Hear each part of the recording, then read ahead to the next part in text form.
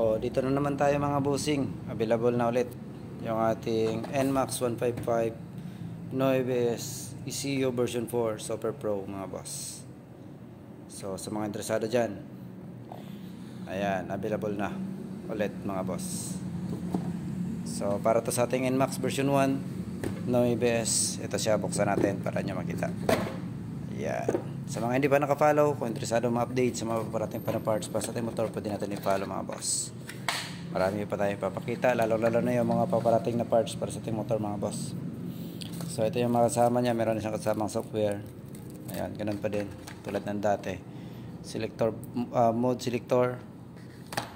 At ito naman yung ating tuning cable.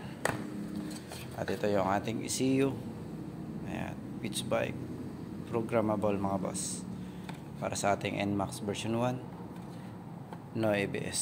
So sa mga NMAX user dyan, NMAX version 1, ayan, available na ulit mga bossing.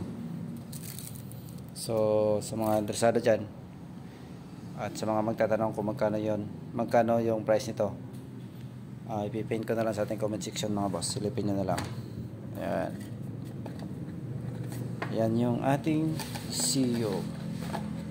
Ayan mga bossing, dumating na. Limited stocks lang to mga boss. Kaya sa mga nagbabalak dyan mag pitch bike ECU, arat na mga boss, pwede nyo kontakin yung pitch bike page namin.